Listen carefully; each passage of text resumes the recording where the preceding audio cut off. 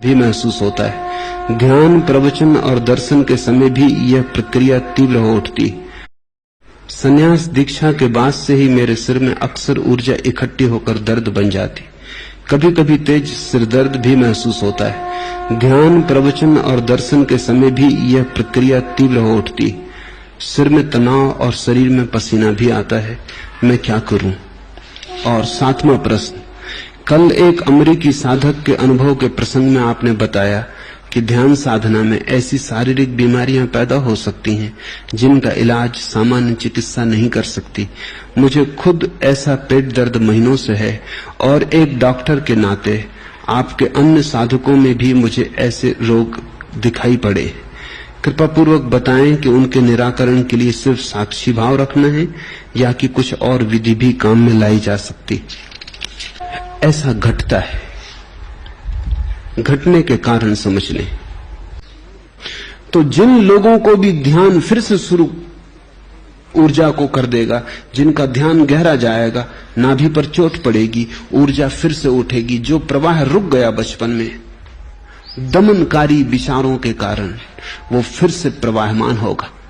वर्षों तक बंद पड़ी हुई धारा फिर से बहेगी। दर्द मालूम होगा, पीड़ा मालूम होगी। जैसे किसी का हाथ बहुत दिन तक बांध के रखा गया हो और अब फिर अचानक उसे स्वतंत्रता दी जा रही, तो हाथ गति भी ना कर सकेगा, लकवा लग गया, बड़ी मुश्किल होगी। स्नायु जड़ हो गए, हड्डी सख्त हो गई, पीड़ा होगी। तो एक तो साधक को पेट में पीड़ा शुरू होती, कभी कभी दीक्षा के समय, संन्यास के समय ही शुरू हो जाती। अगर साधक की भावदशा बहुत गहरी है तो वो जैसे ही मेरे पास झुकता है वैसे काम शुरू हो जाता है। बहुत पीड़ा हो सकती, उस पीड़ा के लिए कुछ भी नहीं करना है, उस पीड़ा को स्वीकार करना है, उसे अहोभाव की तरह स्वीकार करना है कि ये अच्छा हुआ कि बंद ऊर्जा का द्वार खुल रहा है। उसे धन्य भाव की तरह स्वीकार करना और परमात्मा को धन्यवाद देना है कि तूने मेरी फिर जीवन धारा को प्रवाहित कर दिया। जितने धन्यवाद से तुम भरे रहोगे उतने ही जल्दी काम हो जाएगा। अगर तुमने पीड़ा के विपरीत कुछ भी चेष्टा की तो फिर से तुम द्वार को बंद कर सकते हो। इसलिए अच्छा तो यही है कि तुम कोई इलाज मत करना, क्योंकि कोई भी इलाज ज्यादा से ज्यादा पीड़ा को भुलाने का इलाज हो सकता है। और ये पीड़ा शारीरिक नहीं है, ये पीड़ा तुम्हारी अंतर ऊर्जा की है और इसको मुक्त करना है, इसको बाहर लाना है, इसको फिर गतिमान करना है, तुम्हें फिर छोटे बच्चे की तरह बनाना है। तभी तुम परमात्मा के राज्य में स्वीकार हो सकोगे। जीसस ठीक कहते हैं, जो छोटे बच्चों की भांति ना होंगे वो मेरे प्रभु के राज्य में प्रवेश न कर सकेंगे।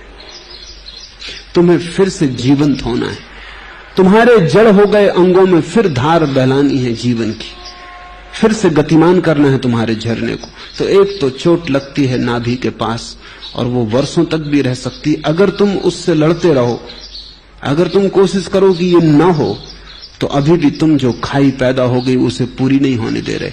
तुम शिथिल हो जाओ, तुम उसे स्वीकार कर लो। जब भी बहुत पीड़ा होने लगे लेट जाओ, आंख बंद कर लो और ऐसा भाव करो कि वहीं ठीक नाभि पर जहां पीड़ा हो रही है ऊर्जा ऊपर की तरफ उठ रही है और तुम बाधा नहीं डाल रहे हो। तुम्हारी कोई बाधा नहीं, तुम अंगीकार कर रहे हो, तुम्हारा स्वागत है, आओ। तुम बुलाते हो ऊर्जा को। एक दिन अचानक तुम पाओगे एक सरसराहट की तरह, जैसे बहुत दिन तक दबा हुआ स्प्रिंग, पत्थर हटा दिया गया हो और स्प्रिंग झटके से उठ के खड़ा हो गया हो। बहुत दिन तक दबा हुआ झरना और सिला हटा दी गई हो और एक भयंकर तूफान की तरह झरना फूट पड़ा हो। ऐसा तुम्हारे भीतर से नाभि के पास से ऊर्जा फूटेगी। उस ऊर्जा के फूटने के साथ ही तुम्हारे जीवन में क्रांति घट जाएगी, तुम दूसरे ही व्यक्ति हो जाओगे। तब तुम समाज के द्वारा दमित व्यक्ति नहीं रहे, योग ने तुम्हें मुक्त किया। एक तो यहां कठिनाई होती है, दूसरा कठिनाई का क्षेत्र है हृदय। एक तो काम का दमन किया है समाज ने, तो वहां अड़चन है। दूसरा, प्रेम का दमन किया है, वहां अड़चन है। प्रेम को कोई भी स्वीकार नहीं करता है, प्रेम खतरनाक मालूम होता है। इसलिए तुम हृदय की बातें करते हो, लेकिन हृदय से तुम्हारी कोई पहचान नहीं। हृदय के साथ खतरा है। हृदय अंधा है लोग कहते, प्रेम अंधा है लोग कहते, जबकि वस्तुतः प्रेम ही एकमात्र आंख है। और जिसके पास हृदय जीवित नहीं, उसके पास कुछ भी जीवित नहीं। वो केवल हड्डी मांस मज्जा की बनी मुर्दा देह, लाश है। वो केवल पंपिंग, खून का पंप किया जाना है। उस हृदय के पीछे छिपा हुआ एक और अनुभूति का बड़ा मार्मिक स्थल है, उसे भी समाज ने रोक दिया है। समाज ने तुम्हें विचार सिखाया, तर्क सिखाया, प्रेम से बचाया है, क्योंकि प्रेमी आदमी को धोखा दिया जा सकता है। और प्रेम करने वाला व्यक्ति न तो शोषण कर सकता, न लूट सकता। और इस समाज में शोषण और लूट का ही रास्ता है। यहां तो बड़ी मछली छोटी मछली को खाए, यही नियम। तो अगर तुमने तर्क संदेह से न जिए तो लुट जाओगे, मिट जाओगे संसार में। बड़ी दुकान न बना पाओगे, बड़े नेता न हो पाओगे, बड़े पद पर न पहुंच पाओगे, महत्वाकांक्षा क्षीण हो जाएगी। इसलिए हृदय को दबा दिया है। तो दूसरी पीड़ा हृदय में होती, वो दूसरा स्थल है। अगर प्रेम जगेगा तो हृदय में बड़ी गहन पीड़ा होगी, ऐसा ही जैसे कि हार्ट अटैक हुआ हो, जैसे हृदय का दौरा पड़ गया हो। लेकिन वो सौभाग्य है, उससे घबराना मत, उसके इलाज की कोई भी जरूरत नहीं। अगर ध्यान से वो हो तो जरा भी चिंता की कोई बात नहीं है। लेट गए, हृदय पर हाथ रख लिया और सहारा दिया कि ठीक है, जागो, उठो, फैलो, फिर से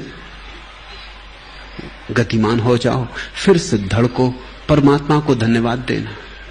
जल्दी ही वो पीड़ा पार हो जाएगी। उसके पीड़ा के पार होते ही तुम पाओगे नहा गए प्रेम में। उस पीड़ा के जाते ही तुम पाओगे तुम्हारी आंख के देखने का ढंग बदल गया, तुम्हारे अस्तित्व की गरिमा और गुण बदल गया, तुम कुछ और ही हो गए। जहां सूखा तर्क चलता था वहां प्रेम के फूल लगने लगेंगे। जहां केवल संदेह के मरुस्थल थे वहां प्रेम के मरुद्यान उठने लगेंगे। हरियाली फैलने लगेगी तुम्हारे जीवन में, तुम हरे होने लगोगे। वो एक पीड़ा की जगह है। और तीसरी एक पीड़ा की जगह है कंठ। ये तीन स्थान आमतौर से, कुछ और स्थान भी हैं, वो कभी कभी अपवाद रूप किन्हीं व्यक्तियों के जीवन में होते हैं, अन्यथा तीन सामान्य स्थल हैं। कंठ भी अवरुद्ध है, क्योंकि जो तुम कहना चाहते थे कहने नहीं दिया गया, हंसना चाहते थे हंसने नहीं दिया गया, रोना चाहते थे रोने नहीं दिया गया। जब रोए तो कहा चुप हो जाओ, हंसने लगे जोर से तो असभ्यता थी। जो कहने का मन था वो कहा नहीं, जो नहीं कहने का मन था वो कहलवाया गया।